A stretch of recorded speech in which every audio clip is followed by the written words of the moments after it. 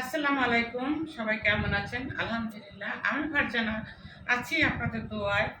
তবে আজকে কিছু কথা বলবো সকল ছেলেমেয়েদের উদ্দেশ্য নিয়ে, আ সকল ছাত্রছাত্রীদের নিয়ে আরকি। যারা আমাদের ছেলেমেয়ে আছে, তাদের উপলক্ষে আজকের আমার এই গল্প, এই কথাগুলি। সবচেয়ে বড় কথা কি, আমরা যারা মারা আছি, তারা কিন্তু অনেক কষ্ট করে আমরা একটা ছেলে-মেয়েকে এই দুনিয়ায় পাঠায় তো আল্লাহই পাঠায়। কিন্তু এই দুনিয়ায় আল্লাহ পাঠানোর পরে কিন্তু আমরা মায়েরা যা কষ্ট করি তা কল্পনার বাহিরে। হয়তো আমাদের ছেলে-মেয়ে যখন আবার মা হবে, তখন বুঝতে পারবে যে আসলে ছেলে-মেয়েদের পিছনে আমরা কতটা কষ্ট না করছি। যখন আমরা দুনিয়ায় আনছি, এই পৃথিবীর আলো দেখাই, তারপরের থেকে এই একটু, একটু করে বড় করি আমরা কত কষ্ট করে রাতে ছেলে-মেয়ে শিশু করে দেয়। সেই শিশুটার ভিতরেও আমরা মায়েরা আঁচল ভিজে যায়। আমরা সেই সন্তানকে তারপরও জড়িয়ে ধরি। জড়িয়ে ধরে আমরা ছেলে-মেয়েদের নিয়ে ঘুমাই। আর যখন আমাদের ছেলে-মেয়ের ৪ থেকে ৫ বছর বয়স হয়, তখন আমরা কি করি? স্কুলে ভর্তি করি।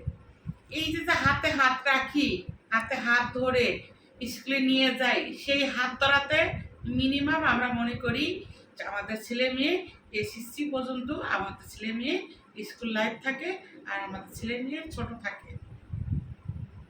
তারপর ছেলে মেয়ে যখন স্কুলে যায়, টিফিন দেয়া, ছেলে মেয়েকে একবার স্কুলে দিয়ে আসি, একবার নিয়ে আসি, কত না কষ্ট করি। প্রায় ১৫ থেকে ১৬ বছর পর্যন্ত আমরা মায়েরা যে কষ্টটা করি, শুধু আমরা মায়েরাই ফিল করতে পারি যে আমরা ছেলে মেয়েদের জন্য কতটা কষ্ট করি। তারপর যখন এসএসসি পরীক্ষা দেওয়া হয়, তাই সবাই, আবারও বলতেছি, সব ছেলে মেয়ের উদ্দেশ্য আমার এই কথাগুলি। আরে মেয়েরা, আরে ছেলেরা, তোমরা জীবনে যদি বেঁচে থাকো, তাহলে তোমরা আবার পরীক্ষা দিতে পারবা। তোমার আজকে এক সাবজেক্ট পরীক্ষা খারাপ হয়েছে, সীমিতের জন্য তোমার মন খারাপ হবে, স্বাভাবিক। কারণ 10টা বছর সাধনা, এটা কম কথা না। এটা আমরাও বুঝি যে তোমরাও আমাদের মায়েদের পিছনে পিছনে তোমরাও কষ্ট করছো, তোমরাও রাত জেগে পড়ো, তোমরাও কষ্ট করো, কিন্তু আমরাও তো পিছনে কষ্ট করি, তাই না? কিন্তু আমার সকল ছেলে মেয়েদের আবারও বলতেছি, বাবারে, মারে, তোমরা কখনো এমন ডিসিশন নিবা না যে একটা সাবজেক্ট পরীক্ষা খারাপ হয়েছে এর জন্য একবারে ডাবরা দেশে চলে যেতে হবে। না রে বাবা রে, না রে মা।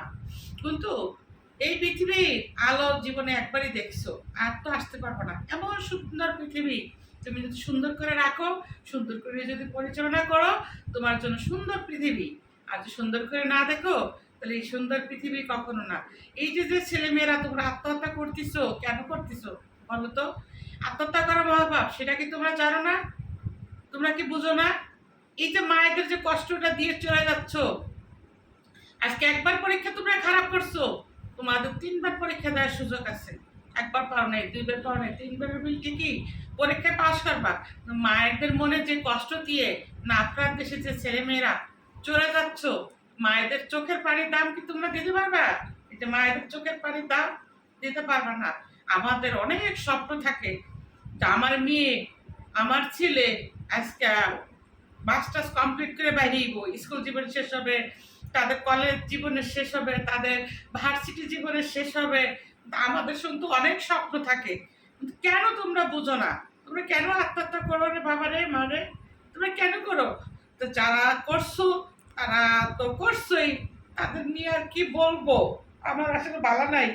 কারণ এই ফেসবুকে ঢুকলে এই যে দেখি অমুক বাবা মা কাঁদতেছে, অমুক মা কাঁদতেছে ছেলে মেয়েদের উদ্দেশ্য নিয়ে, যে আমার মেয়ে মারা গেছে, আমার ছেলে মারা গেছে, এক সাবজেক্ট পরীক্ষা খারাপ করছে, এই জন্য। তো যারা আসো মা বাবারা, তোমরা সুন্দর করে লেখাপড়া চালিয়ে যাও, কখনো মায়েদের মনে এই পৃথিবী ছেড়ে তোমরা কখনো যাবা না। তো সবাই তোমরা ভালো থাকো, সুস্থ থাকো, আল্লাহ হাফেজ।